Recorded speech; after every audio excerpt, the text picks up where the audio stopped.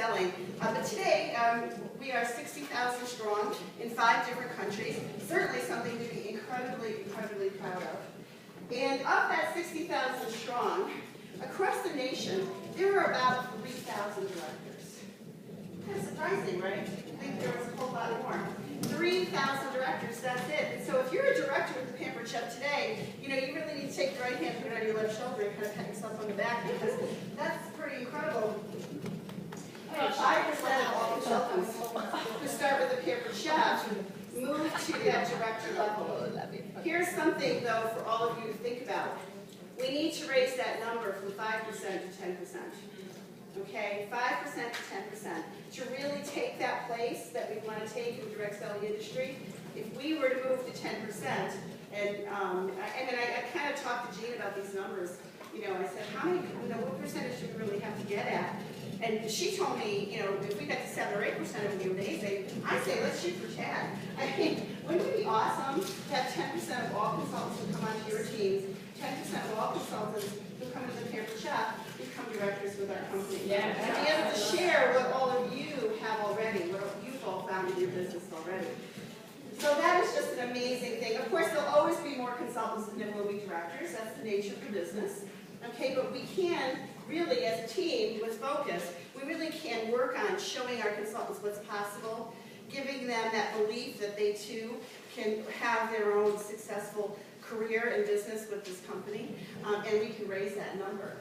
How about upper level directors? Okay, we move from director to upper level directors, and our upper level directors in the nation, our advanced team leaders in our company number right about 700. So if you're the director of an advanced team with the Pampered Chef, there are only about 700 of you across the nation. Pretty amazing, right? Double pat yourself on the back for that, because that is incredible. Our senior team leaders, which I've just recently been asked to support, I am now supporting the senior leaders with a focus on those who want to move to executive. Okay, but that's really where my attention, I've been asked to put it, so that people are, if we have senior team leaders who see themselves moving up to be the next executive leaders in the Pampered Chef, then that's where I'm going to be focused on working with. Okay, and I would love for that to happen. We have 115 senior leaders in the Pampered Chef, so a very, very special place to be. And executive teams, there are 86, including our executives, senior executive and national executive directors. I believe there are 86. I could be off, but I think right now that's the number. 86 across the nation. When I started, there were only 8. There were only 8 when you started. Isn't that amazing? Think about it. So, to be an executive team in the Pampered Chef or part of an executive team in the Pampered Chef really is a big deal. Not every team is part of an executive team or has an executive team, and it's immediately 3-generation upline. So it is a big deal to be part of it. But it's even more than that, because to be an executive team, Cammie, Pauline, they will tell you that it's just a privilege to be able to work with the people on their team, to watch the success and the growth and everything else that comes along with it. But it really is so much more than having the title of an executive leader. It's more than the special seating that you get at Feast or the $250. I don't know where that came from. Anyone used to do executive banquets? They started giving that to us. That cash out. That's right. Compensate for that. That's where it all started. Yeah, and so there's all kinds of benefits that come to the executive leadership so that they can continue to share with their executive teams. And Cammie's new favorite is her concierge that she didn't know about. Yeah, that's really nice. So I was like, we have a concierge. Every executive leader has a hotline, basically. So if there's an issue, it's the bat phone. So if they have an issue within the team, if you guys are struggling with someone, they can literally pick up the phone, they can call the bat line, and somebody answers that bat line immediately and really works to get the right people on the situation and help them as quickly as possible. So there's a lot of material type things that go along with it, including the income that comes along with being the executive and the perk of the car privilege perk, the car bonus that comes with it. But that's not really what it's all about. And I think you all know that. I think that being an executive team, in my mind, more than anything else, is really about the number of people that you all touch every single day. And if you really think about it, number of customers as an executive team, families that you're bringing around the table, that you're making mealtime magic with, that you are helping every single day make their lives easier in the kitchen, saving money in the kitchen, bringing their kids around the table so future generations know how to cook, enjoy cooking, and are not afraid of cooking. I mean, it's just amazing the number of people we touch. And then there are the hosts that you touch every day, who enjoy our products free or half the price, who, in my opinion, have the ability and the need to bring friends, you know, for much needed girls' night out. I know they tell you they're all busy. Well, there's no other better reason to have a show. It's because you are all busy, and let's take time for ourselves. Let's do something fun together. So, and what could be more fun than doing a Pampered Chef show, right? Right. So, and then how about consultants? How about the lives every single one of you in this team touches every day as consultants?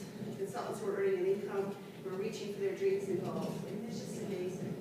And so I want you all to realize it is such a big deal to be part of this team because you do touch so many lives every day. And the question then comes, what's next? Okay, where do we go from here? And I asked Pauline that question. I said to her, you know, you have an amazing, amazing team. What's next? And you know what her answer to me was? She said it's up to them. It's really about what every single one of you want. Because for her, what makes her happy, and you can stop me if I'm wrong, what makes her happy is when all of you are reaching for those dreams and being able to achieve them. And so that's as it should be. It's really about helping for her, it's about helping each one of you have in your business what it is that you want. And that's what we're going to talk about this weekend. What is it that you want from your business this year in 2014? Where do you see this business taking you? As a director in this room, you may want a more steady, solid director team. That you are, so that you're being paid as director month after month after month. And the 28th or the 31st of the month never brings really bad butterflies to your stomach and it's stress, right? And if that's what you want, that's absolutely awesome. As a director, you might also want to move up to the next level. You might also want to move to upper level director and become the leader of an advanced team. Okay? Or as an advanced, to move to senior, or to move to executive, or beyond. When we moved Cammie's team last week, Cammie's team is well on their way to becoming a senior executive team in the Pampered Chef. And that's what they're all working for and going after, and that's really exciting.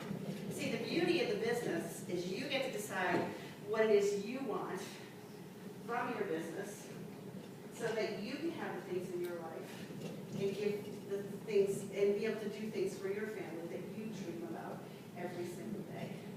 And it's so perfect. Celebrate the magic, create the magic to happen here, that this thing could go in. Because I want to take this morning and really allow you to dream a little bit.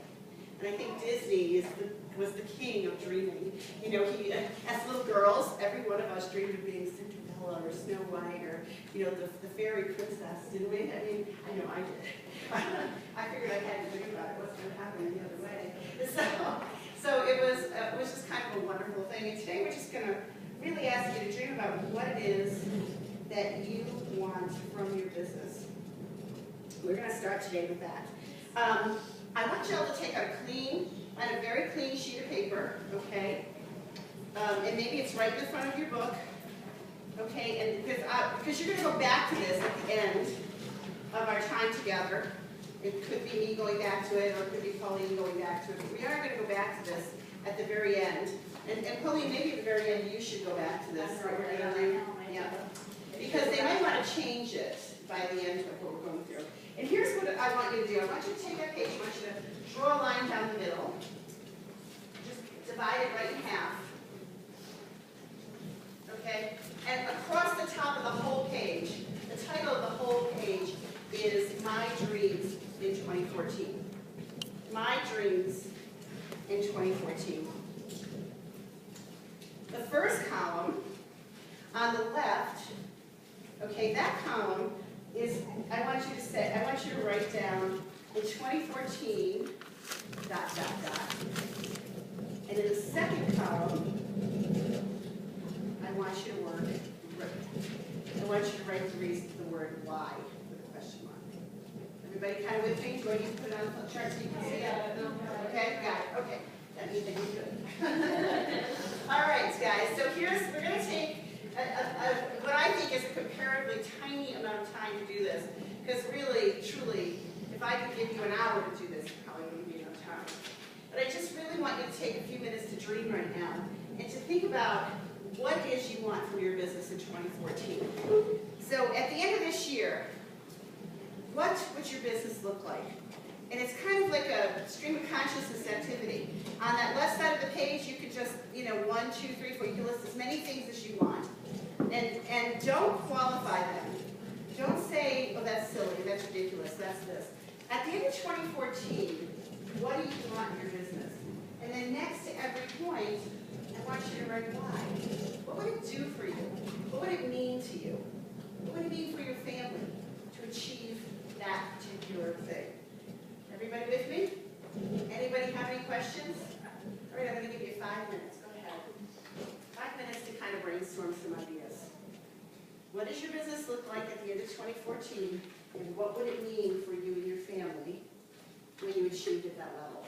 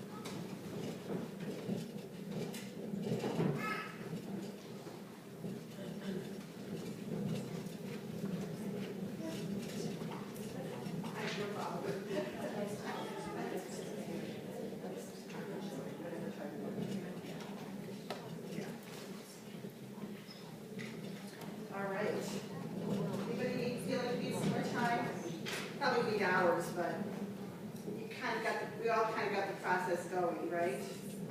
Yeah, and this is something really you should take time to do for yourself, is really dream a little.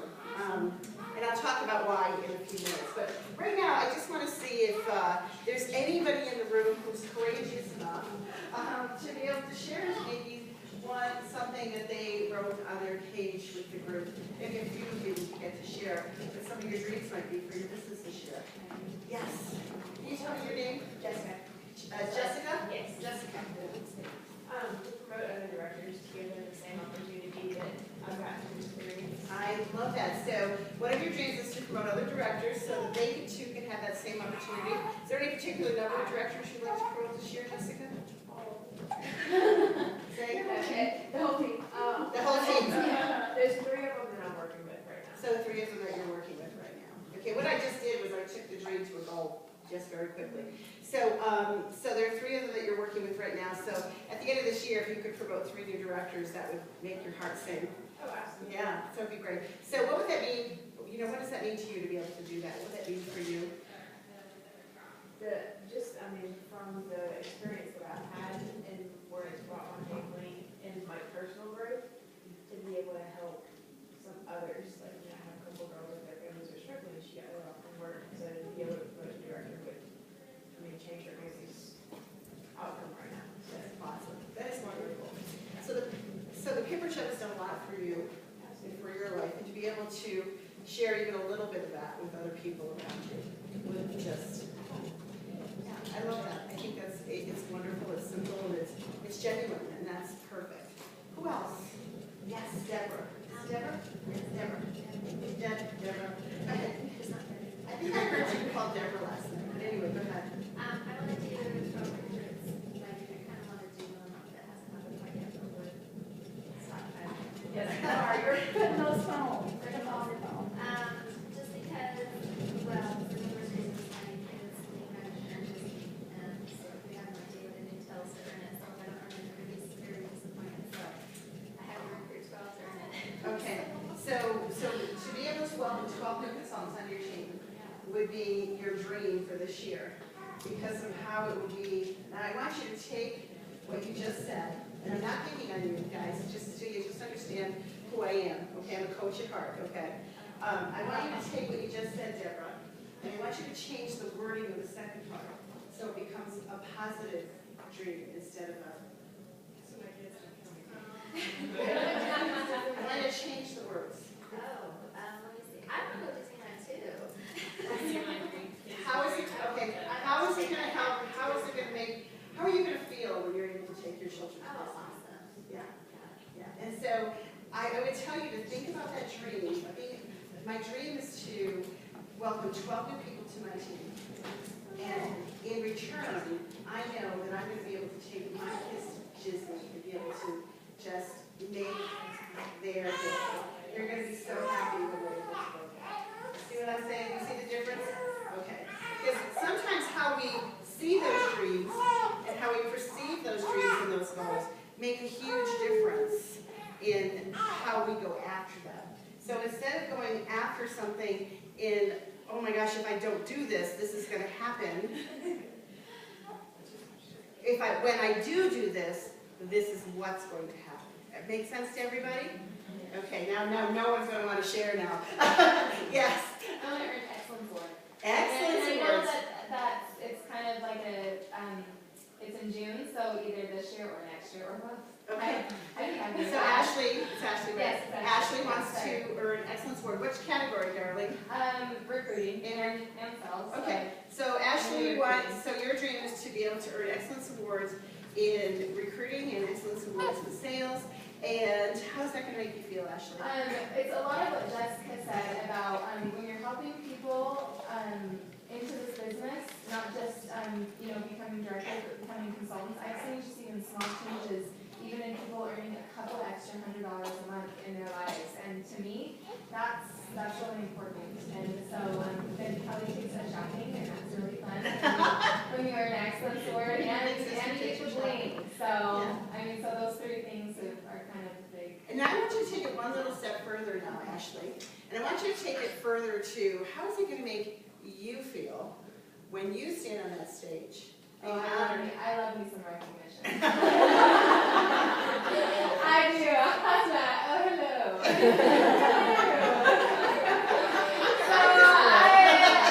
So it's really fun. It's a lot. Yeah, it's always, recognition is always fun. I will tell you, when I was in the field, I thrived on the recognition. I totally get it.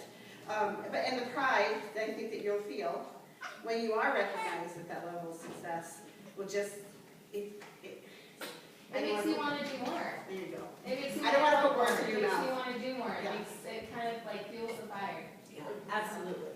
That's cool. Who else? Anybody else? Teresa? So I have 12 recruits left until I get my 200 career. Yay! Oh!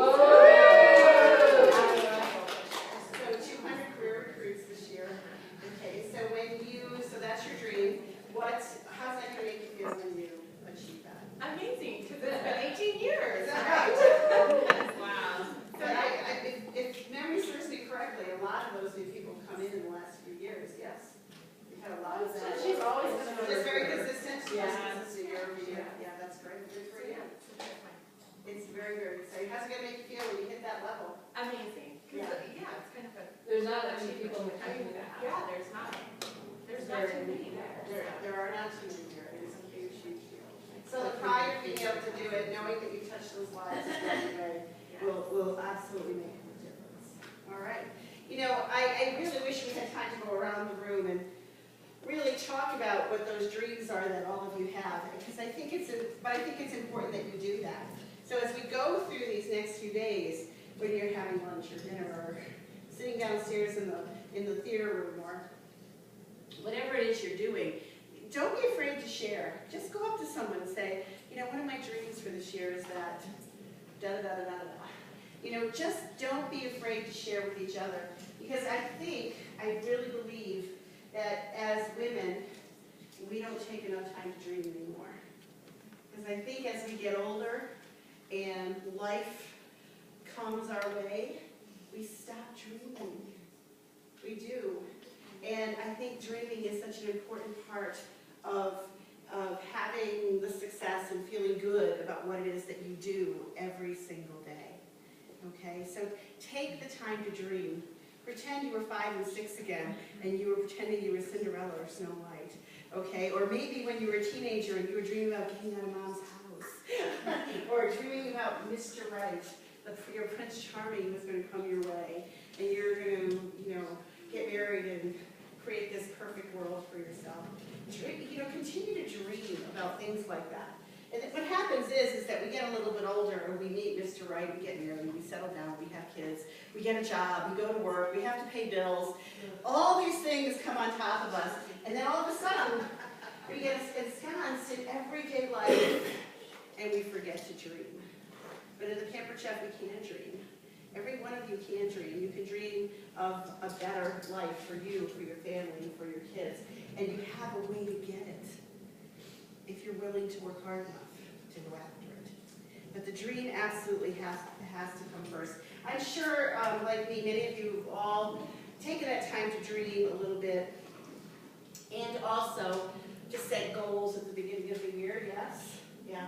And we call them New Year's resolutions, and we set these goals and we go after them. Anybody set any goals at the beginning of the year that you were like all set and ready to go, and all of a sudden they're kind of not on the top of your agenda anymore, right? Yeah, that's what happens. That's really truly what happens.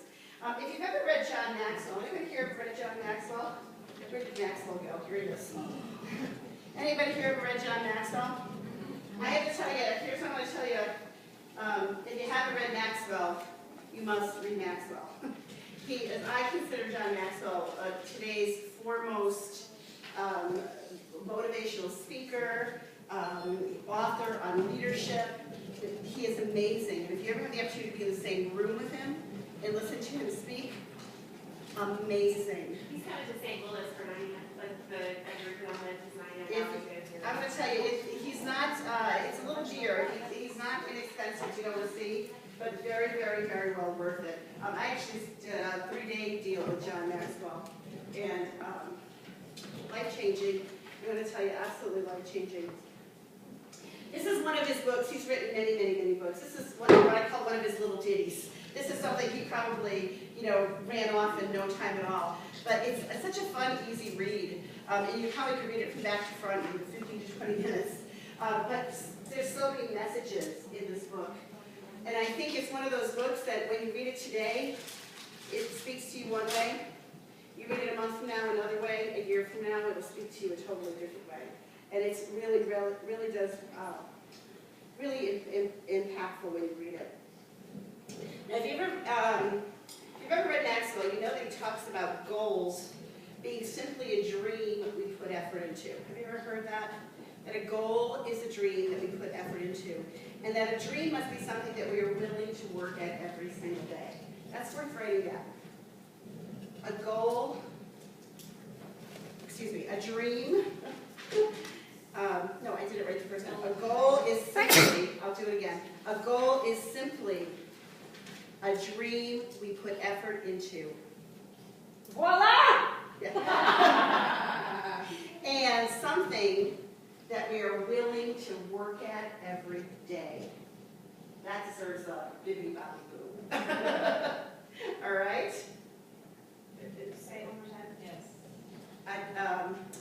A goal is simply a dream we put effort into.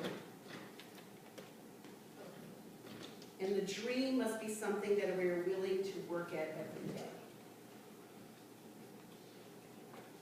He also goes on to state that without the dream, the goal will not and cannot be achieved. That without the dream, the goal will not and cannot be achieved. You see, the dream comes first. It's why we have to allow ourselves to dream. And from the dream comes the goal.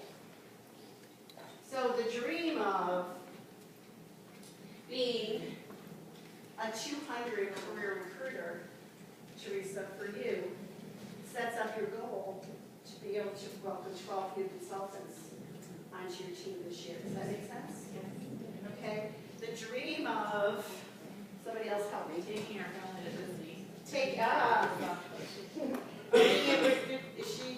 She just walked. Okay. The dream of being able to take her family, Deb being able to take her family to Disney World, okay, sets up the goal of recruiting one every month and having steady, consistent personal sales business as well. Make sense? So the dream sets up the goal. So today we started the day with dreaming. And now what I want to do is I want to share some of Maxwell with you and talk to you about what a good dream is, and maybe even more importantly, what a bad dream is as well. Okay? So in his book, I'm going to read a few excerpts right from the book for you, because I really love this book. And I'm going to start with this.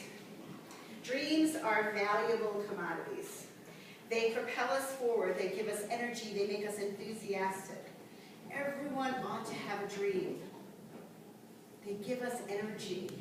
They make us enthusiastic. Think about it. Did you ever get up and you're dragging and you're wondering, how am I going to do what I have to do today? And you feel like you don't have energy. You feel like there's no enthusiasm behind what it is you need to do. Is it possible that it's just because you don't have a dream? That there's nothing that's making you get up every day to go after what it is that you want for yourself and for your family? I think that says a lot. A genuine dream is a picture and a blueprint of a person's purpose and potential. A genuine dream is a picture and blueprint of a person's purpose and potential. Or as my friend Sharon Hull says, a dream is the seed of possibility planted in the soul of a human being, which calls him to pursue a unique path to the realization of its purpose. Pretty cool, right? It kind of gives you chills. Sadly, far too many people have dreams that are not genuine, but they're simply wishful thinking that fills their thoughts, but never will fulfill their lives. It's because instead of dreaming here, you're possibly dreaming here. So think fulfill you. They need to make your heart sing. They need to, right down to the tips of your toes, make you feel, yes, this is what I was meant to do. This is what is for me. Now, the following, he goes on now and talks about dreamers who are unlikely to see their dreams come to fruition. They're unlikely to see their dreams come to fruition. Probably because their dreams aren't here. They're more like here. Okay, they're not making their hearts sing and making them laughter. The first category talks about our daydreamers. And in daydreamers, their dreams are merely distractions from their current work. Pie in the sky dreamers. Their dreams are wild ideas with no basis in reality. It's kind of like if you're a director today saying in 6 months I'm going to be an executive leader. Okay? It's kind of like, and you only have 2 days a week to put into it. It's just not going to happen. Okay, and so what ends up is that the dreams never happen, and you just feel like you're constantly being punched in the face, and it kind of brings you down again all the time. How about idealistic dreamers? Their dreams are images of the way the world would be if they got to be in charge. Vicarious dreamers. Their dreams are lived through others. Romantic dreamers. Their dreams are based on the belief that other people will make them happy. Career dreamers. Their dreams are based on the belief that career success will make them happy. Destination dreamers. Their dreams are based on the belief that a position, a title, or an award would make them happy. Material dreamers. Their dreams are based on the belief that wealth or possessions will make them happy.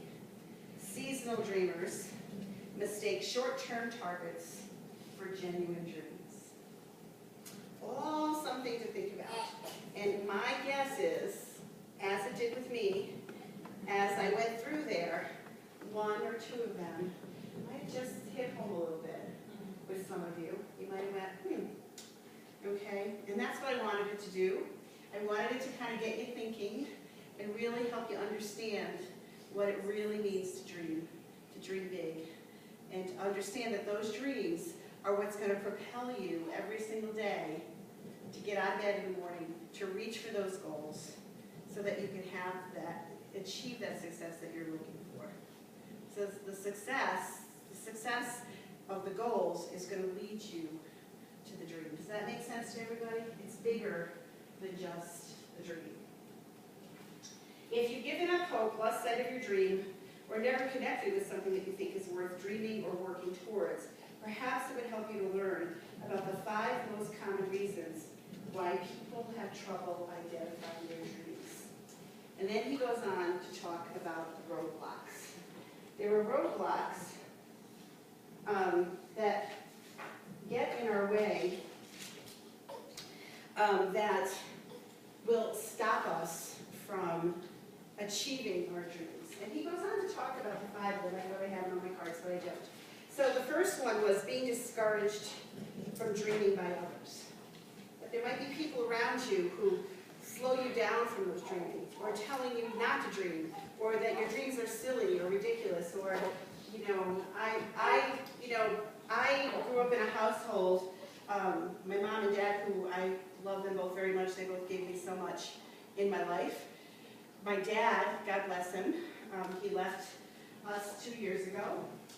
And he was, I'm sorry, I don't know what it is, like all of a sudden I get really choked up when I think about my dad. There's something going on around me with my dad right now, I know there is. But anyway, he was the person who always said to me, Judy, you can be anything you want to be. You can do anything you want to do. Dream big, dream big, dream big. And my mom, she was always the realist. See, she gave me my sense of my work ethic and getting things done and going through and being organized. That was my mom. My dad was the person who allowed me to dream and really told me that it was okay to dream. But my mom always used to say to me, Judy, keep dreaming. I used to say to her, I thought I was Cinderella, because it's kind of funny you're doing this poem here. I always thought of myself as Cinderella, because I always had to clean the house and do everything. I had 2 brothers, and they had to mow the lawn, but I had to make sure the house was spotless. I mean, my mom used to put on a white glove and go around the house to make sure that I didn't leave anything behind. And I'm telling you, she made me the woman I am today. I love my mother to death. I'm not complaining. She only did what she knew and what she really believed was the best. But that's how I was raised. And I used to picture myself as Cinderella. I was Cinderella. I used to say to her, Mom, one day I'm going to meet the man of my dreams. And I'm going to live in a castle. I'm going to travel the world. And I'm going to have a housekeeper. And she used to say to me, this is my mom used to say to me, she'd say to me, Judy, just keep dreaming. But she didn't mean it the way my father meant it. Yeah, you're right. My mom really believed that we were all born in this world in a place, and we needed to accept where we were and live the life we were, because this is where we were put. We need to flourish where we were. And she used to just say, keep dreaming. And I did keep dreaming. Matter of fact, when my husband and I, it was his midlife crisis, we bought a boat. He bought a boat. I don't even buy a boat. He bought the boat. I thought it's better than a woman. Go ahead. That's your midlife crisis. You go right ahead. But anyway, he said to me, he goes, okay, you get to name the boat. And we named the boat Keep Dreaming. The boat's name is Keep Dreaming. So, that's what I mean by the dreaming and about the roadblock, being discouraged by others. Don't let others discourage you from your dreams. And if there are people around you who are slowing you down and not allowing you to dream, then you need to find people around you who will. Okay? And you need to understand that this is this, but this is the accept that, but this is the path that I want to follow. Because we do have the ability to make our own choices in our life. Roadblock number 2, being hindered by past disappointments and hurts. Being hindered by past disappointments and hurts. Sometimes we let those things get in our way from dreaming, from moving forward, from having the things that we really want in our life. Number 3, settling for average. The habit of settling for average. Do you settle for average? Because you're not allowing yourself to dream big enough? Or someone's slowing you down? Lack of confidence. Lack of confidence is one of the more common roadblocks of not believing in yourself enough to know that you can be and have and do anything you want in this life if you're willing to work hard enough to do it. Okay? Lack of confidence. And 5th, lack of imagination to allow yourself to dream. Okay? Those are the 5. Did you get them all? Okay. Those are the 5 common roadblocks. And then he goes on, and this I do have in my notes. Then he goes on, and he talks about things that you can do to help put those roadblocks aside. And he talks about preparing yourself to be able to receive your dream, to accept the dream, to work towards the dream and achieve the dream, and living at that level that you want to live at. Living in a home like this, maybe. Maybe not one that says 35. I don't want to pay the housekeeper for this. But by the way, I did marry the man of my dreams. I don't live in a mansion like this, but I love my home. I have 2 incredible children. I have traveled the world thanks to direct selling. And I really do feel, and I do have a housekeeper. That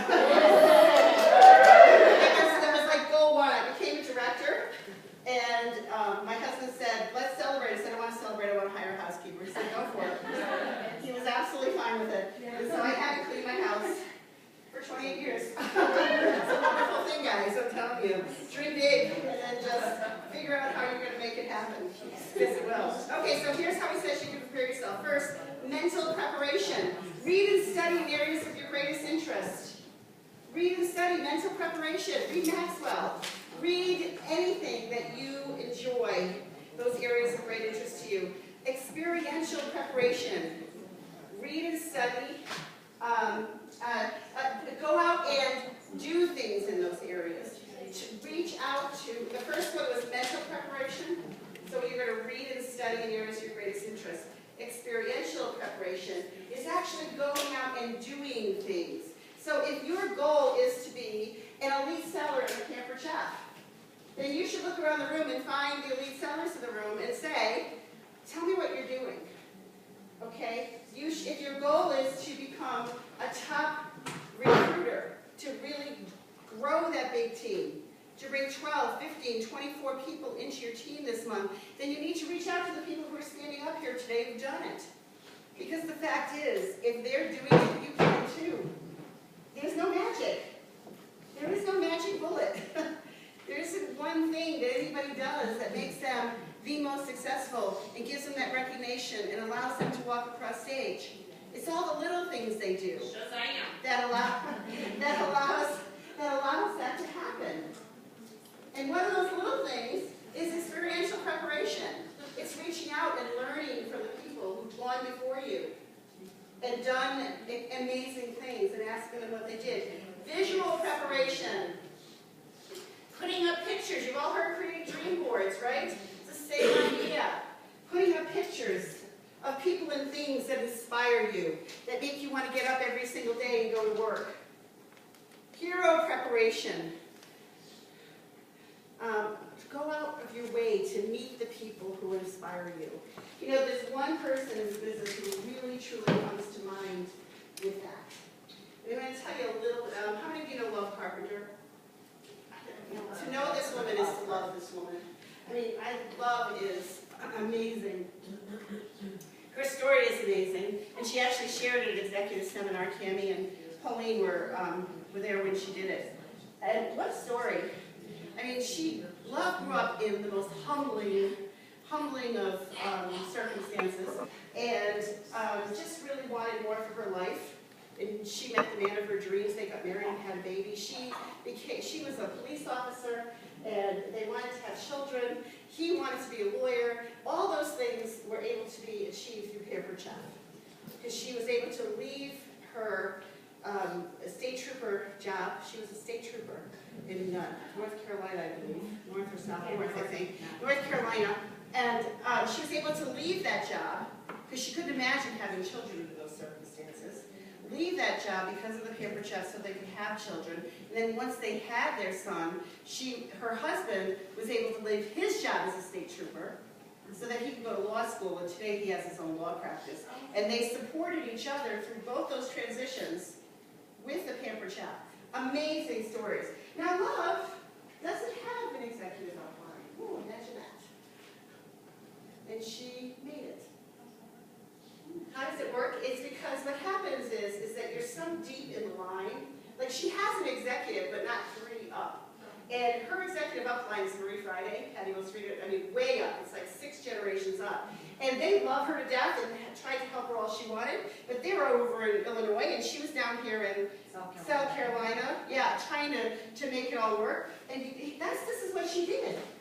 She reached out to people around her. She still does today. She reaches out to people around her in this business who inspire her, who she wants to be like, and she wants to model her business after. And she learns from them. And then she goes out and shares with others. So matter of fact, I believe, and I'm not 100% certain because we haven't gotten the final okay from her that she's able to, but we've asked Love Carpenter to be the guest speaker on the first advanced leader call that's going to happen next week. You guys all got amazing. She is so good. And guess who's going to be our speaker on the senior level call for the very first one? It's going to happen next week.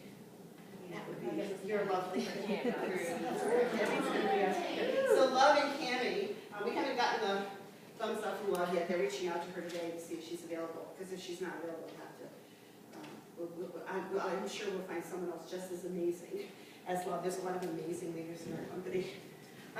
Okay, so hero preparation. So there are ways that you can do that. Surround yourself with positive. Guys, that's what I can tell you. Read positive things. Surround yourself with positive. Those are the things that are going to help you have the things you want. We'll talk about that a little bit more later on today in the second training segment I do after lunch, okay? What was the last one?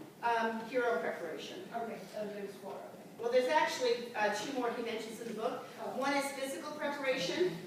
Get your body in shape. Make sure you're in shape to be able to do it. In other words, stay healthy. Do the things you need to do to have the energy that you need to be able to reach for your goals. And spiritual preparation, seeking God's help for a bigger than life dream. Shazam! Shazam. I have to tell you, in my mind, there's nothing, well, I won't go down the road, but I think you all know what I'm saying, right? I mean, you really have to be thankful for the things that you have in your life and understand, I believe that God gives us all gifts. And whatever gifts that God has given you, it's because He wants you to go out there, or she, whatever your feelings are about that. He wants you to go out there and share those gifts with others so that your life can be better and theirs can be better too. So that's how I, in a kind of a little nutshell, how I feel about that. And then the next thing he talks about is how you will know when you really own your dream. So we kind of talked about dreaming, we got you thinking about dreaming, but here's my bet, guys, is you're really not quite there yet. We touched the surface of your dreams, we only took 5 minutes to do it, so, I mean, that's part of it. We touched the surface of your dream, but hopefully this last 30 minutes we've just spent talking about has really gotten you thinking a little bit deeper, a little bit harder about what it is that you really truly want for your life. That you understand that our dreams have to really make our hearts sing. And that there are roadblocks that are going to help us to stop them. And once we can overcome those, and we understand there are ways to do it, that we are able to really go after amazing things in our life. And he goes on to talk about how you will know when you really own your dream. When you really own it, when you're really there. When this is the dream that I really want to happen. Okay? And here's the things he says. First, it's just going to feel right. It's just going to feel right. It's going to provide wings to your spirit. Ever been there? Yes. Yeah. It's going to fire you up, and it's going to keep you up at night so you just can't sleep. You can't wait for the next day to come because there's something new around that corner that you get to go after. It's going to take you out of your comfort zone. Ooh, yeah. This is like one of my little soapboxes. Guys, are you in a comfort zone in your life? I think, Rachel, you were there when I did a meeting in Arizona, but I always talk about the butterflies in your stomach. Especially when I'm with consultants, and I tell them they have to pick up the phone and 3 calls a day isn't going to cut it. Basically, that's my message to them. 3 calls a day is not going to cut it if you want a serious business. I mean, you really, if your calendar isn't where you want it to be, you need to make 10 calls a day every day until it gets there. 20 calls a day every day if that's what you need to do until it gets there. 3 calls a day is how you maintain your business. It's not how you get your business. That's just that simple. And so whenever I say that to consultants, I watch their eyes in the room. They kind of go, like, is she kidding? Like, does she really mean I should be calling 10, 20 people? Yeah, I do. I really do mean it. And then I say to them, how many of you have butterflies in your stomach right now? And they go, yeah, that's good. Butterflies in your stomach are good. It's good to feel that. Because when you feel those butterflies in your stomach, you are stepping out of your comfort zone. And if you are not stepping out of your comfort zone, you cannot grow. You will not reach your goals and certainly not achieve your dreams. Because see, it takes the butterflies. It takes stepping out of that comfort zone to make it happen. Judy, don't you agree that you can translate those butterflies into energy? Yes. Nervous energy, I always tell my team, a little nervousness gives you energy. That is You'll allow exactly it to. right. If you don't have it, you don't care. Yes. And Yeah, if you don't have it, you don't care. It is an Exactly. energy feeder for sure. If you train yourself to believe, you I don't think that way. I totally agree with you. Totally agree with that. So, and then finally, the last way you'll know when you own your dream is that you will feel like you were brought to this earth to do it. You will feel like you were placed here to do it. And yes, we're talking about Pampered Chef. Sarah said to me a little while ago, she said, does this only have to be about Pampered Chef? Well, we're here this weekend because of Pampered Chef. Pampered Chef is what brought us together. But the fact is these are life lessons. And some of your dreams, hopefully, have nothing to do with the Pampered Chef. The Pampered Chef might propel you towards it. And part of it could happen because of it. But yeah, we can dream in all different areas of our life. And Pampered Chef could be the vehicle, if you allow it to be, that's going to get you to to be able to do those dreams, whatever they are. Whether they're dreams of, I just talked to Stacey Itzel the other day, and she was our career speaker at our Rock the Chef rally. And one of her dreams was always to be able to go and do a mission trip, and to be able to take her kids and do that. And she was able to do that because of the Pampered Chef. And so one of her dreams in her life was to be able to do this. I think they went to India, and they did this incredible mission trip. The whole family did it together. They were there for 2 weeks, I think. Amazing, and just amazing. And so that's what I mean about those dreams and allowing, and Pampered Chef being the vehicle that can get you there. So if something is truly your dream, you need to see the possibility it represents. And absolutely, without a doubt, you need to own it. You need to own your dream. And that's what this whole book is about. And the most common excuse, what do you think the most common excuse for not owning your dream is? What do you think it is? Bingo. It's timing. It's absolutely, I don't have enough time. And here's what Maxwell says, and I couldn't agree with him more. The timing will never be perfect for you as you pursue your dreams, so you might as well start now. That's his message. The timing is never perfect.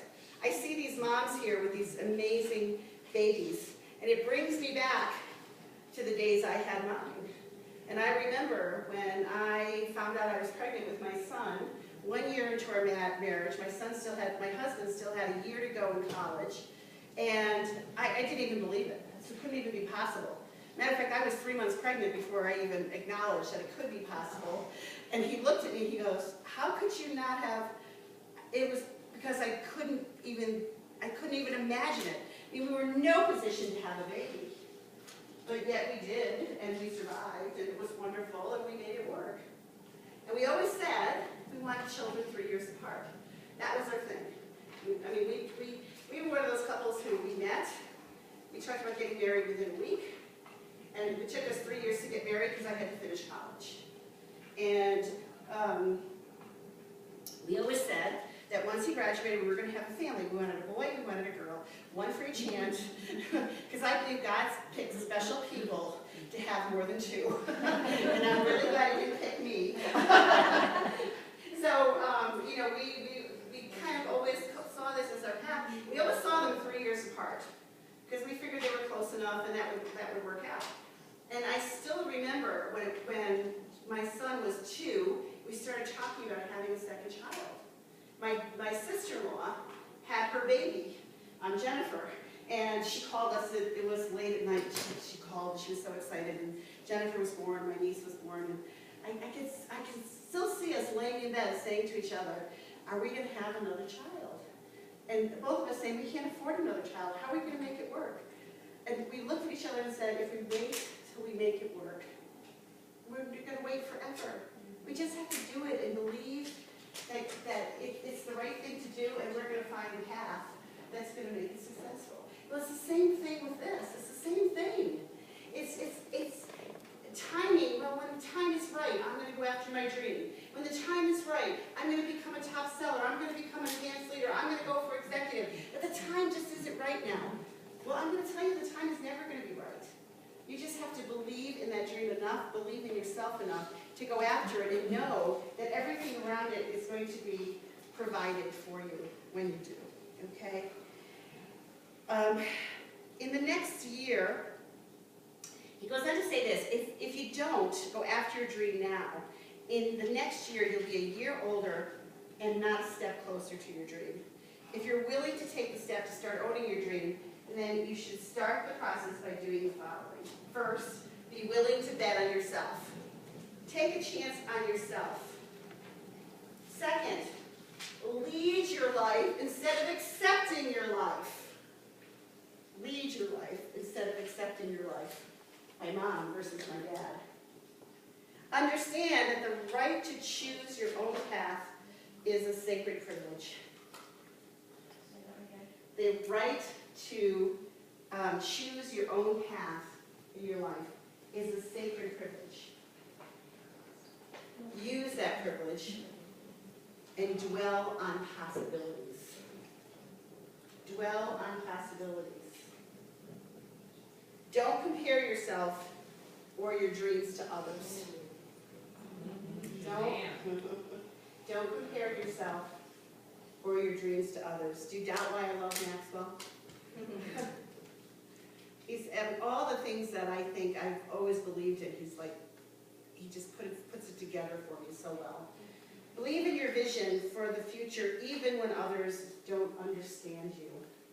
They don't understand your vision, your dream, and your goal. Believe in it yourself if that's what it is you want. And most importantly, and this is the one I add on, love what you do and do what you love. Every single meeting I start, if you guys who've heard me, I always say, I feel privileged. I love what I do. I love my job. I love what I do, and I feel privileged to be able to do it. Do you say that everywhere you go? Every time you start a show? All the time?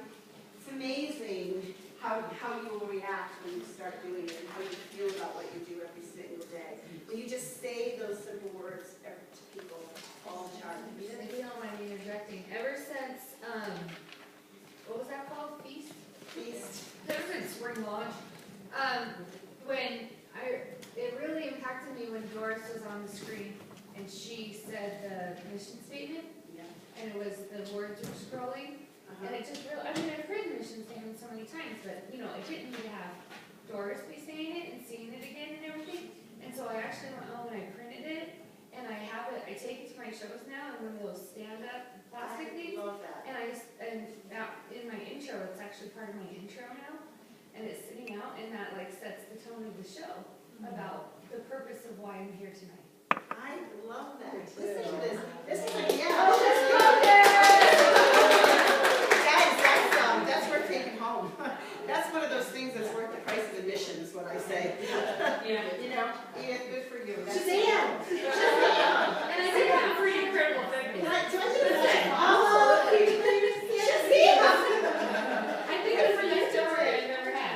All right, let's go to the next step, and let's talk about achieving your dream and actually achieving it. Okay, so we talked about knowing what your dream is and owning your dream, how to get past the roadblocks and owning your dream.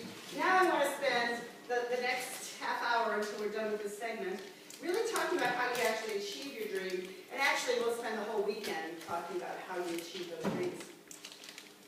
First of all, you have to depend on factors within your control to achieve your dream, okay?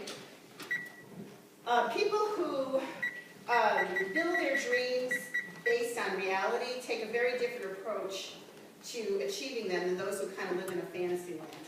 So it's really kind of important that you depend on factors within your control to be able to achieve your dreams, okay? Fantasizers actually rely on luck.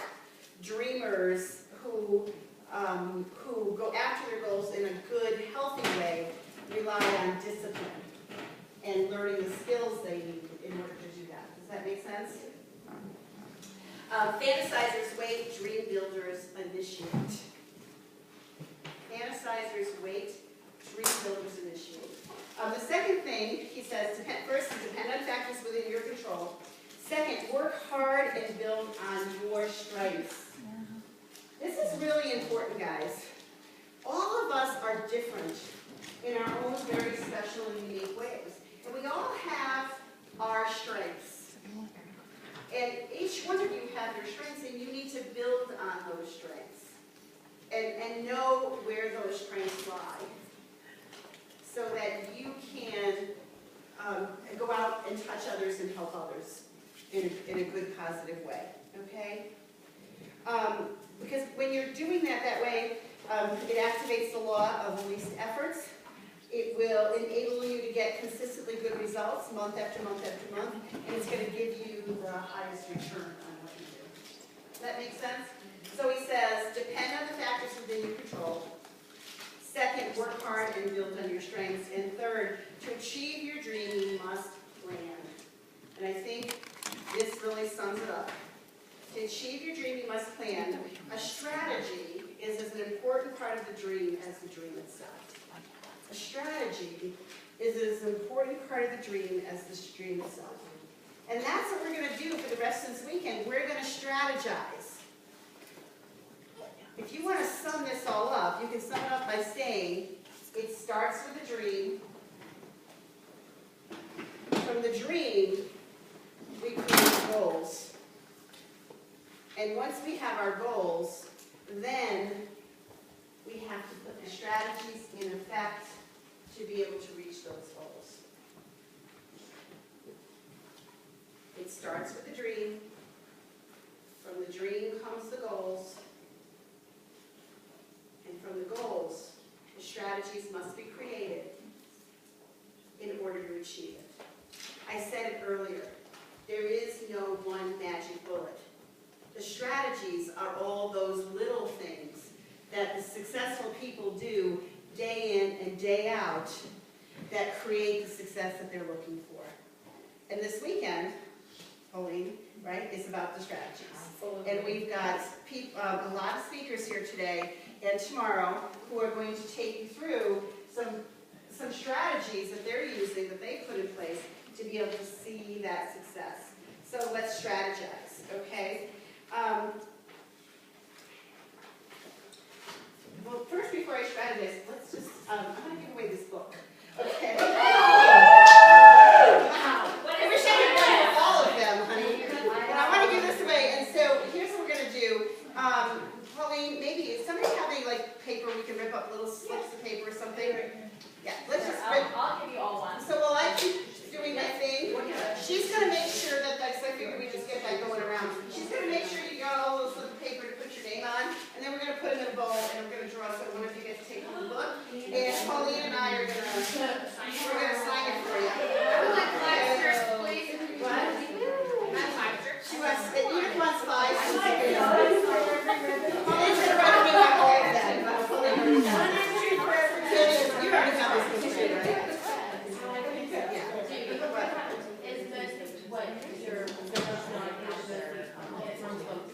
Yes. What I just did is in the book today. I mean, everything I got today is from the book. I know, right? So you need to buy the book. SimpleTruths.com. If you're not on SimpleTruths.com, Oh, it's so good. SimpleTruths.com. Yeah. SimpleTruths.com is an inspirational, motivational website where you can get motivational quotes, and they sell things on there too, but you can find the book on there. But you can also click on things and see little videos and get motivational quotes. It's a really great place to go to support your team. Okay? Okay, so I've got a half an hour, right? I've got a half an hour, and I want to start the strategy session off by talking about your personal business. As we go through these next 2 days, my understanding is that we will talk about all different aspects of the business. We'll talk about the personal business. We'll talk about your team business. We'll talk about, right now we're going to talk a little bit about booking. We're going to talk about recruiting.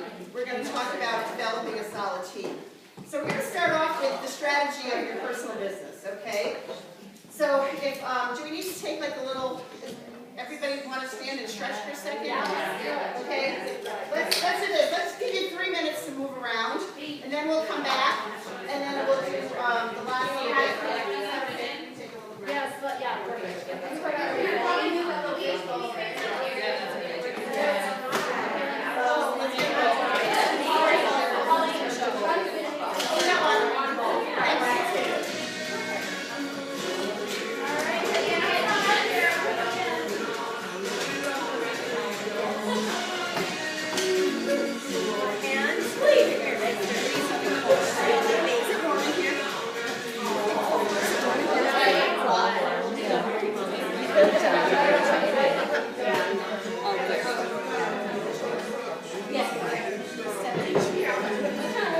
I almost did that. I'm trying to do better here.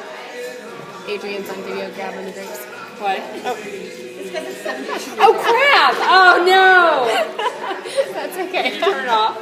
No, because I didn't want to like have it broken up a lot. So. Okay, I'm going to sleep by you here, honey. Oh yeah, that's what I'm gonna do.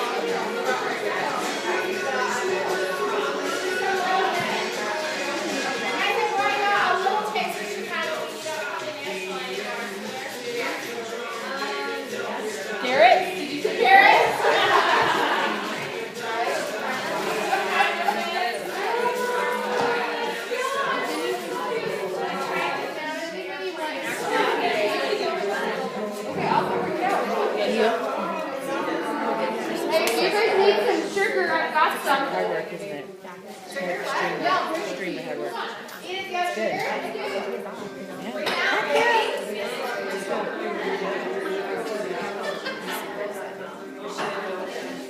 I got sugar.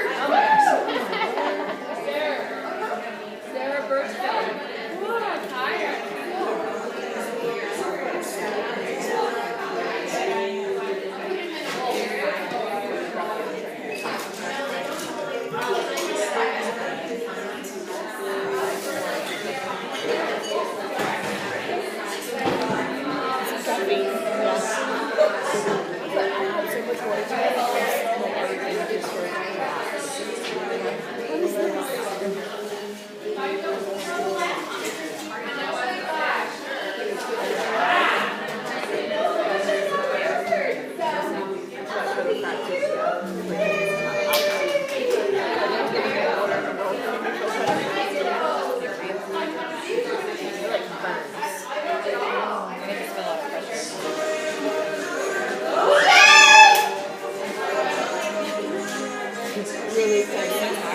Really hard. Wake up, but yeah.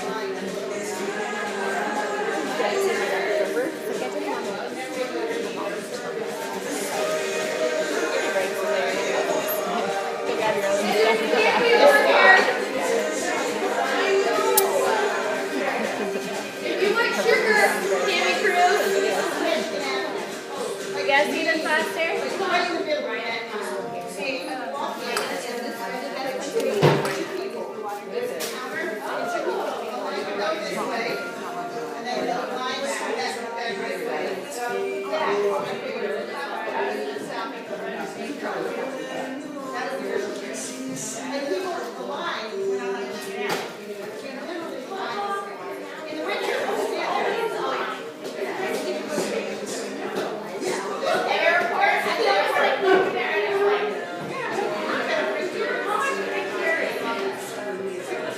All right, ladies, let's all grab our seats. Grab whatever. Grab your dinners. Let's just grab our seats. I think it's hanging on the board. Oh, okay.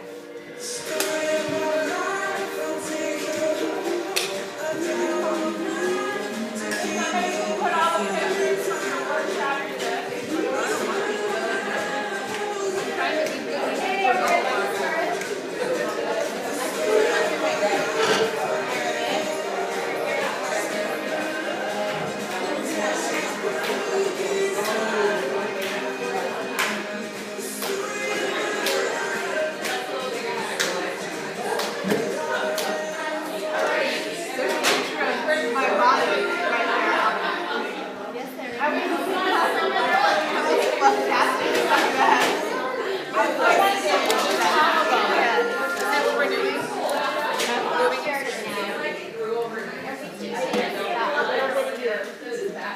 Okay, who has to read the book?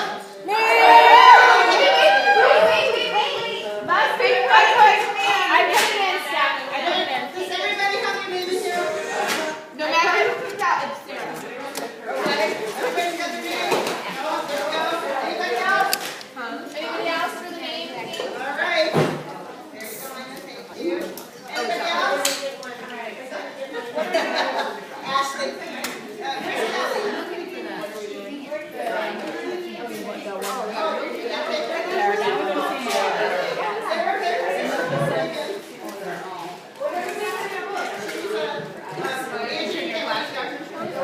Chris Kelly. Where's the person? I'm not going to draw it unless everybody's got their name in here. Personal team stuff, personal team recruiting, personal sales, that's right. And then this is show average. Oh, yeah.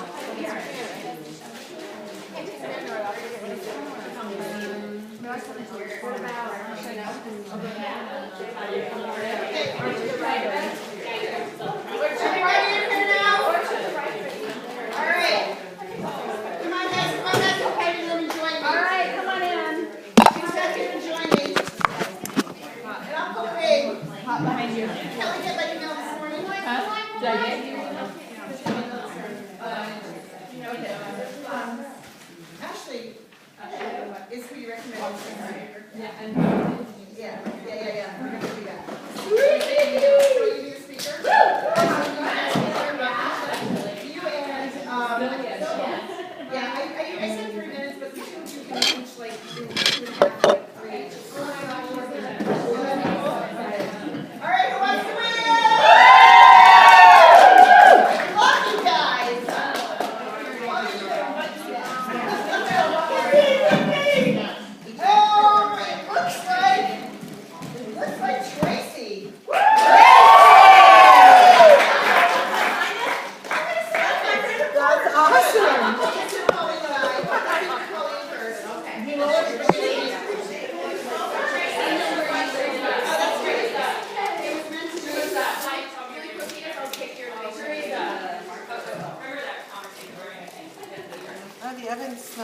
Raise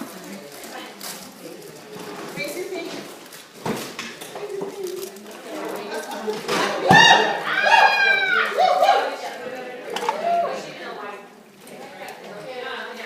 Hey guys, I'm so excited because Ashley just agreed to be one of our testimonials at the Rock of the Chef Glen Day. That is awesome. And I think one of her new people on her team is going to partner with her.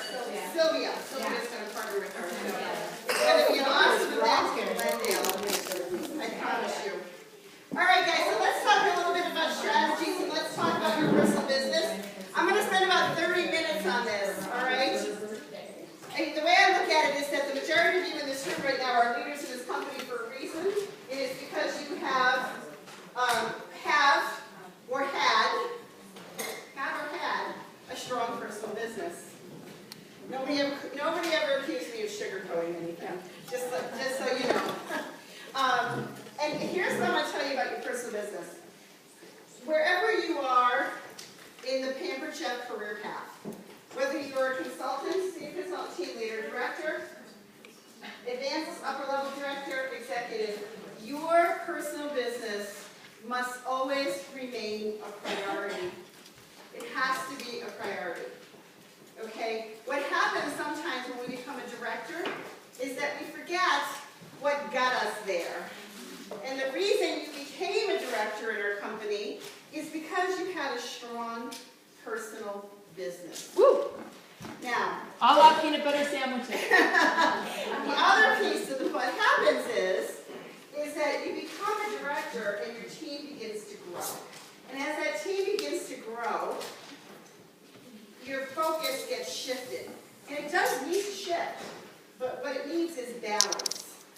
And a lot of times what I see happening is new directors especially, they just, and sometimes new upper level directors as they start building directors in their organization, their energy shifts from their personal business, what got them there in the first place, to their team. Sometimes because it's more fun and it's easier and it's to focus on other people and help other people than to worry about ourselves. Okay? Guys, we got to find the balance. You truly have to find balance of having a good, strong personal business and developing a team business as well. So I'll kind of walk you through a couple of that. First of all, I've always been a big believer, and when I train, when an executive calls me and says, Judy, I need balance, which often they do, they'll never hear me say anything different. You start the day, and some of you might, how many of you here work full-time jobs besides? Okay, so for you guys, it has to be a little bit different. All right, but if you're solely Pampered Chef, how many of you are solely Pampered Chef? Okay, if you're solely Pampered Chef, my advice to you is to start every day with your personal business. You start every day, Monday to Friday, whatever days that you're putting into your business, with your personal business. And whether you're an early bird like me, okay, you ever got emails from me at 5 o'clock in the morning? I do that all the time. I'm an early bird. It's what I do. Okay, I always started my life early. I used to get up early before my kids got up at 5 o'clock in the morning, 5:30 in the morning, do the laundry, get all that stuff out of the way, take them to school, then I could just focus on business. Or whether you're a night owl, it doesn't matter which one you are, because if you're a night owl, you can do your laundry and all that stuff in the middle of the night, right? You can answer your emails in the middle of the night if you're a night person. But the prime time hours, I consider those the hours between 9 and 3 in the afternoon. Okay, prime time hours are the hours that you really want to work on your business. And your personal business in the morning, because, and I really believe that people, and actually it's been proven, that people are more receptive to something new in their life, to change in their life, earlier in the day. Because later in the day, the crap of the day happens, right? If your kid's going to get sick, what time do they get sick? Yeah, they get sick at 4 o'clock in the afternoon or 6 o'clock at night, right? Or they wake up in the middle of the night with a fever. That's just tends to be the way it is. If the dog's going to throw up in the rug, he's probably going to do it at 5 o'clock in the afternoon. If you're a full-time full-time worker and you're rushing home and you just figured out there's no food on the table for dinner, and somebody picks up the phone and calls you and says, how would you like to do a Pampered Chef show? You're not going to be real open to that suggestion. Does that make sense? So earlier in the day is better for what I call new business. New business is anything from booking your own calendar to host coaching your host to calling your recruit leads. New business. Starting today with what? 9 to 3 prime time. Yeah, 9 to 3 is prime time, but 9 to 11, I used to say 2 hours every morning just for my personal business. My routine was, I would drop my kids off at school at 8:30, and then 8:30 to 2:30 was my shtick. Because my kids get off the bus at 2:37. I had to be home, no matter where I was. My goal, I was home for my kids when they get off that bus. So that was my shtick. Whatever yours is, you just have to make it work for your family. And so so 8:30 to 11 was always for my personal business, and from 11 to 2:30 was for my team business, or interviews. I always tried to schedule interviews in that time too. But those morning hours were priority hours for me, to really go after my personal business. And I used to hold 5 to 6 shows a week back in the day. A lot of shows. I was one of the top 100 sellers for that company for every year I was with them. So, and they're a huge company. It's Tupperware. I don't have any problem telling you who I was with. I was with Tupperware, yeah.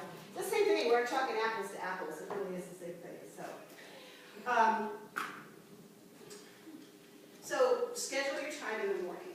Now, if you are today, if I said to you, open your calendar right now, and on the top of your calendar, if you were happy with what you saw in the month of March and the month of April, to put 2 big stars on the top, how many of you would be able to do that?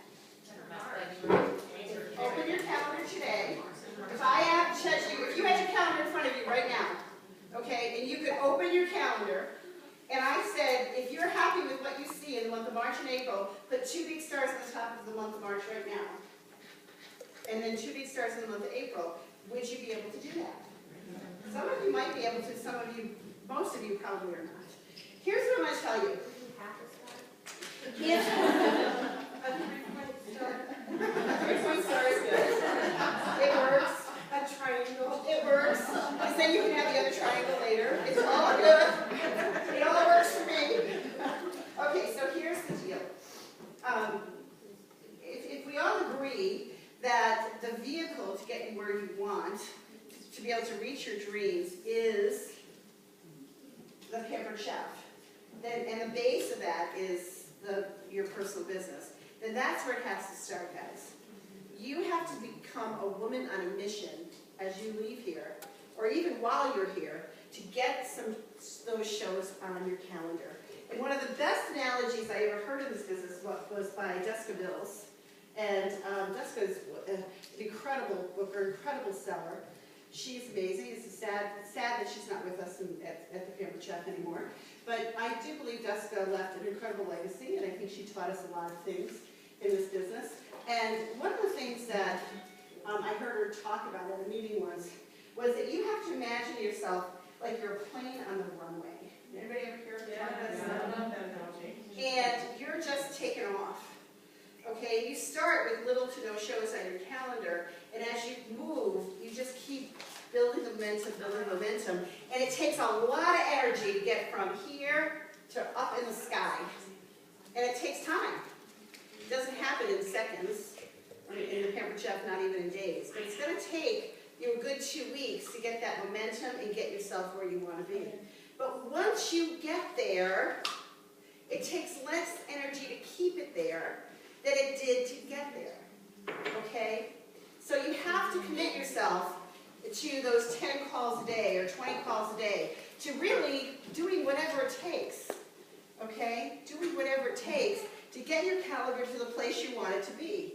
And you'll never hear me say anything less than 8 shows a month is okay for a director.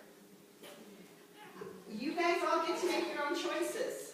But if you, and you really do, if you want to do 3 shows, 4 shows, 5 shows, if that's your choice, that's great. But I'm telling you, if you have big dreams and you want to see yourself move up, the magic number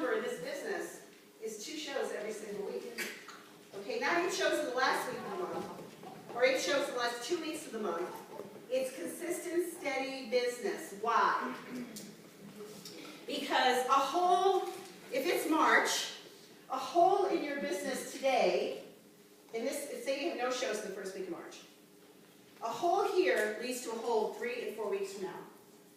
Steady, consistent business, 2 shows, 2 shows, 2 shows every single week, no matter what. Maybe some of you want to hold more than that. Some of you may want to hold 3 shows a week. Some of you may hold more than that. Okay, it's really up to you. That's going to give you the consistency you need. See, the fact is you get overwhelmed with your business when you're putting them all in the last 2 weeks of the month. Stop it. Of course you don't have time for anything. You're trying to do a month's worth of business in 10 days.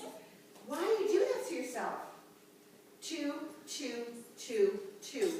Think 2 every single week. Once you have 2, and here was how I used to train my team and what my rule was. I filled 2, 2, 2. Once I had 2 in each of those weeks, then if I wanted more, I could go back and add a third, a third, a third. Okay? Once I had the 2, then I could make the decision which weeks I wanted more in. But I had to get to that place first. Does that kind of make sense to everybody? Guys, you got to get there. That's where you meet the people. The show is the beginning and the end of everything that we do in this business. And yes, you can do Facebook shows. And yes, you can do catalog shows. But I would invite you as a leader to think of those as the gravy on top of the meat and potatoes. Okay, that is, the meat and potatoes of your business is the show. Because this is and always will be a relationship business. And the show is where you build a relationship, where you can look people in the eye, where they can get to know you and you can get to know them. The rest of it is gravy. And it's not, I like gravy. Oh, don't get me wrong. The more gravy, the better. Go for the gravy. But make sure there's something under it that's going to be the foundation of your business. So I want to share with you some words that all of you can use to book shows. Many of you have heard me train these words before. If I've been in your city, you've heard me train these words. You will never hear me train any different words than these because I know they work. And nobody's ever going to tell me they don't. And I promise you, if you memorize these words, and more importantly, take these words back to your team and teach them to memorize them, you're going to have success and your people will book shows. Okay? Because the phone is part of what we do. We might not like the phone, but it is part of what we do. And I'm going to tell you, if you use these words to get your show schedule where it needs to be, at least 2, 2, 2, 2, like that, then you will be the leader that your team can look up to, knowing that if you can do it, they can do it too. But more importantly, you're not going to have to pick up the phone as much to date shows. You still have to. Never goes away. But not as much. You'll be able to use the phone for things that you really want to do, like host coaching and recruiting and things that are going to really create even more for your business because you're going to have the shows on your calendar. And then you're going to learn to book 2 at every show you do. That's the second part of the training. So let's start with the words. Are you ready? Yes. If you have an iPhone or an iPad, you might want to pull it out. Hold it. And you might just want to record this. I'll go through the whole call the first time, and then I'm going to break it down for you, okay? And you've seen me do this before, so will you play with me? Will you be my phone person, okay? You can give me an objection at first, and then I'll try to understand it. Don't be too hard on me, though. Nice. I got you. All right, everybody ready? Yes. All right, so the phone is ringing. Ring, ring, ring, ring, ring. I just went brain dead again. Hello. How are you? Hey, this is Judy with the Pampered Chef. I am so excited. I called to let you know there are some incredible things going on in our company right now. And I thought of you because the last time we were together, I know you had your eye on that deep cover baker. It just wasn't the right time. You're going to be so glad you waited because in the month of March, we have amazing things going on. You know, I have a personal goal to add 8 shows this month. I've only got 3 dates left, and there's no one I'd rather save one of those dates for. Let's do it. I don't know. I just have a lot going on. I have a new baby. Cameron's really I busy. forgot about the new baby. How old is she? 2 months. Oh my gosh, you know, that's exactly the reason why you should have a show. How much fun would it be to get your girlfriends together, just have a girls' night out? You can have the baby there, or you can send the baby off with dad. But a girls' night out sounds like fun. Wine, cheese, and chocolate. Who could say no to that? You. I don't know. right, so I'm gonna come on a roll, okay? And I wanna kind of go back, and I wanna break this down for you, okay? The script always sounds the same way, okay? It starts off with, hi, this is Judy with the Pampered, well, you're gonna say your name, but. Hi, this is Judy with the Pampered Chef. I am so excited. And you've got to say it with energy and excitement. Hey, this is Judy with the Pampered Chef. I am so excited. There are some incredible things going on in our company right now, and I thought of you because. Question, are there always incredible things going on in our company? Yes. So can you not do this any month of the year? Of course you can. I thought of you because. Now this next piece is now you have to teach your team how to relate with that person, how to make it personal. Okay, so I knew she had her eye on the deep covered baker. Maybe I could say, I know that you are a Pampered Chef junkie and love stoneware. Well, in the month of March, we have incredible offers for our hosts, and you could add to your stoneware collection. It could be just as simple as that. But I want to relate to her, okay? And my favorite line was always, you're going to be so glad you ate it. It's a different way to go about it, right? Because people always said, how do I call her? She said no to me 3 times already. So stop focusing on the negative and focus on the positive. You're going to be so glad you ate it because there's incredible things going on right now. Everybody with me? Yes. Okay, so then I believe in sharing the goal. You know what? I have a personal goal to add 8 shows into the month. I only have 3 days left. Now, if you're not comfortable with sharing the personal goal, you can just skip that first part and say, I only have 3 days left this month. And I'd love to save one for you and your friends. Okay, now, after you do that, you teach them, teach your team, and I want you guys to notice that I didn't ask her to have the show. What did I do? I assumed she would, and I made a statement. Okay, making a statement is a skill.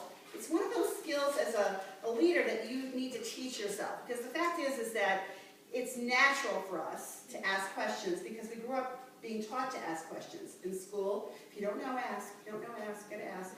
Okay, there's nothing wrong with asking questions, but in sales, the technique of making statements really is a more successful technique. So I'm going to say to her, I would love to save one of those dates for you and your friends. And then you shut up and you stop talking. And yes, there will be an awkward silence. And remember, he who talks first loses. I don't really mean it that way, but you get what I mean. Don't talk. Let her talk. Because chances are she's either going to say okay, or she's going to give you the reason why she can't. And then you have to overcome the objection, okay, or the concern, whatever it might be. And in my mind, the way to go after that, the easiest way to teach your team to go after that, and to you to go after that, are the 3 magic words, feel, felt, and found. And yes, I know that's very 1980s, but it worked then, it'll work now. Feel, felt, and found. You know what? I know exactly how you feel. So, you know, well, I didn't just have a baby, but just kind of go after that. I went after it a different way when she said she had a new baby. I went, oh my goodness, that's so incredible. I remember you were pregnant, blah, blah, blah. Because I don't know how long ago I've seen her to call her back, so whatever. And then I say that's exactly why you want to have a show. Because the #1 thing they say is, I'm too busy. My answer to that is always the same. That's exactly why you want to have a show. You deserve a night out with your girlfriends. Let's put our heads together and pick a night that'll work. Wine, cheese, and chocolate. Who could say no to that? Wine, cheese, and chocolate was my shtick forever. You know what? Because you can always make that work.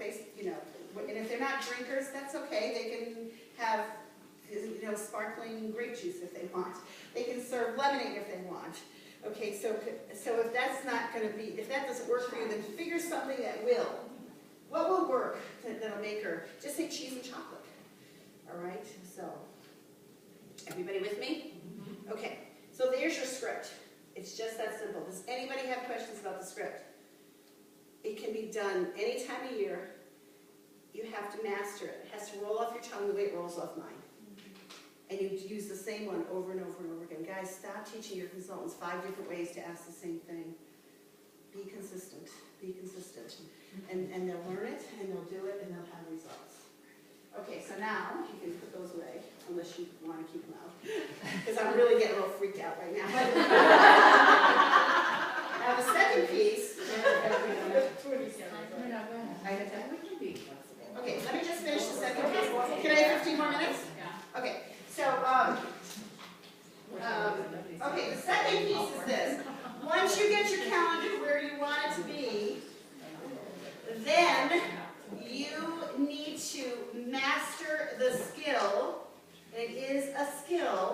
of booking at your show. Write it down. Master the skill of booking at my show. If you do not book at your shows and get dates at your shows now, then you need to figure it out. And there's a lot of people around you who know how to do it. This is a skill. It is not okay that you leave a show without a date. Or if you leave most shows and they're saying you call me tomorrow and you're saying okay, it's not okay because it's hard to get them tomorrow. So we got to figure this thing out. This is an important skill. If you want to be a serious contender, an excellence award achiever, a person who's going to Disney, then this is a skill that's got to be mastered. We just can't hold up our hands and say, I can't get the dates, it's too hard to do. And when we teach our consultants these skills, it just makes everything easier for them. Yes. It makes the whole Absolutely. job easier. Okay. They hate the phone, you know, people know how to get on it. Yeah. So here's the mantra. For that. Here's your mantra on your team. You teach your team this. Our job's not through till we book two. That's it. Everywhere you go, every meeting you go, everybody you talk to, every new consultant you talk to, these words fall off your lips. Our job's not through till we book two. Our job's not through till we book two. And then your training needs to be, every meeting you do, new consultant training, meetings, recipe nights, I don't care how you do it, where you're with people, you always need to train repeatedly, over and over and over and over again, on how to book two shows at every single show. And it needs to be consistent training. Because see, it's not about the people who know how to do it. It's about the ones who haven't mastered yet, or the new ones who just joined the group. Okay? I asked Pauline today, I said, you know, how do you feel about me talking about booking and calendars? I mean, you're all directors, you know, we have only so much time together. And she looked at me, she goes, go for it. I said, that's exactly how I feel. Because it doesn't matter where we are in the business, we need to hear that same training over and over again. We need to understand that as leaders, it's our job, our responsibility to teach our team, our consultants, the good habits that they need to do to have the success they're looking for. Because somebody's got to lead them, and that's you. Okay, they're looking to be led. Some of them aren't. That's okay. But the majority of them are looking to be led. The great majority. I would say 99% of them are looking to be led. I just recently saw a file that I'm sure has been around forever and a day, but it was the first time I saw it, and the importance of 2 bookings per show, and the visual breakdown of how in 3 months you're I was on a director call the other day. Oh, yeah, that, okay, that's Yeah. right. Here's my... That's why I recently saw it. Here's what I've been talking about for about forever years in And Pamper just to Chef. see the visual. Is that in Pamper Chef, you guys are really, really good. Here's what I saw coming in. You guys are really, really good at Pamper Chef. We're really, really good at teaching people scripts and how to pick up the phone. But there are really 3 parts to teaching people how to book. And we focus as a company more on one than we do the other 2. So 1 is picking up the phone. But how about that skill of networking? When is the last time you, as a leader, taught your people how to network?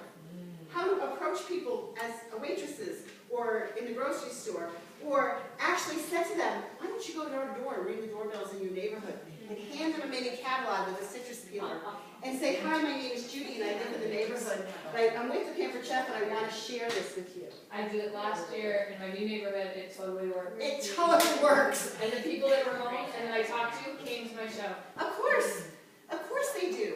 Guys, if you haven't done this, try it. I started my business this way 28 years ago. It works still today.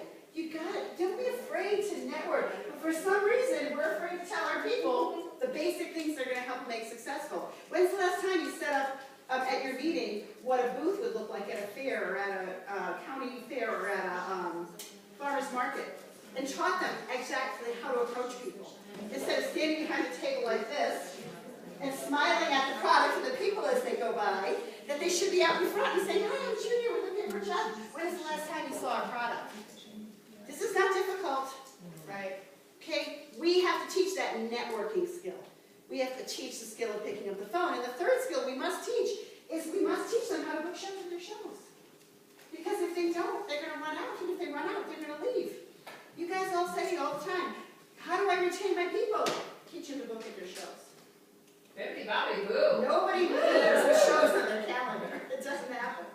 Okay? It sounds like a song, bippity boppity boo, look at the show. I bet you could Yeah, get but I'm always good to Here's how you teach it.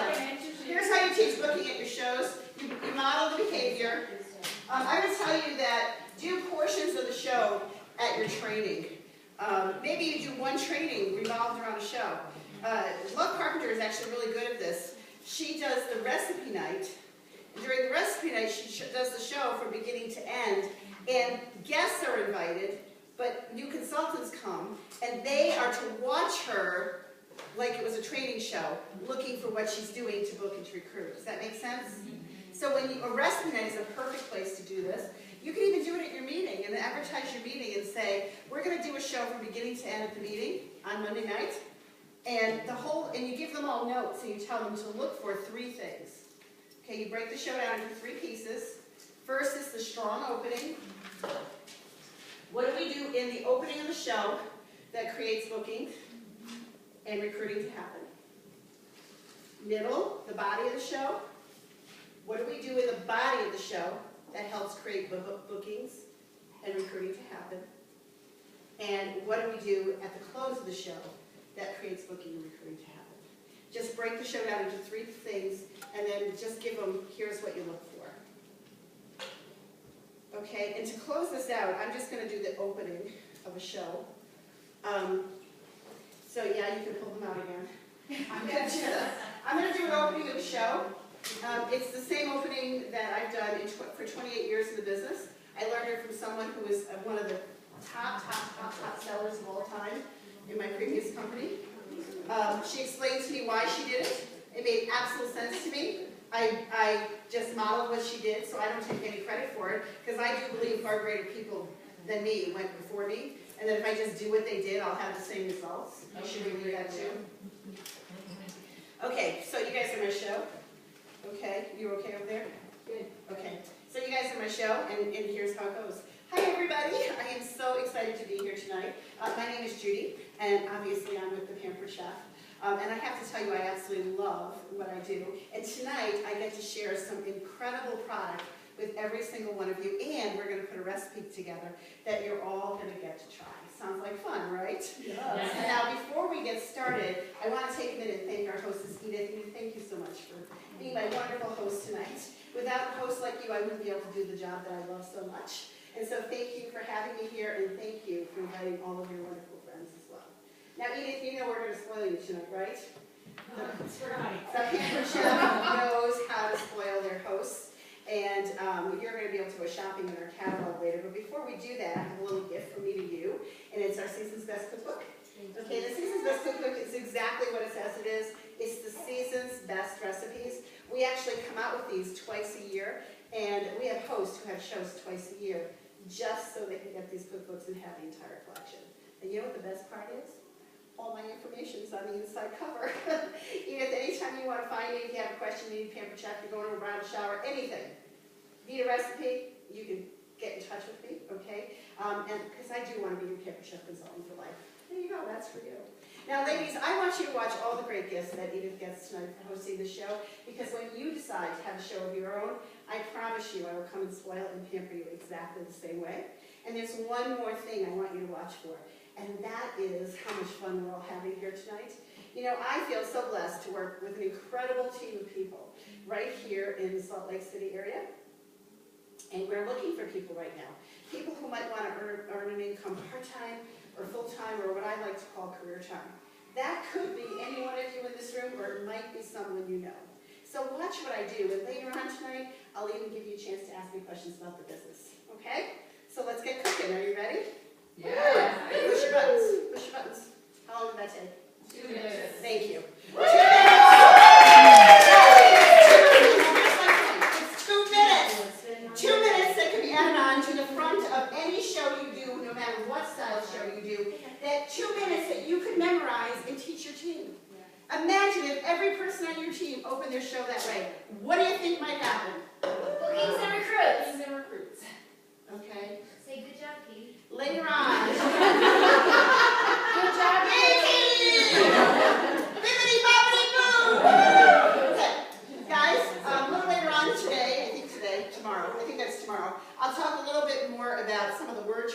I use there, because word choices are important. And you kind of get the idea. The body of the show, well, let me tell you why you have to do that. The reason why is because in sales there's something called the initial no. The initial no, okay? The initial no basically is this, that people say no before they say yes. Women do this more than men.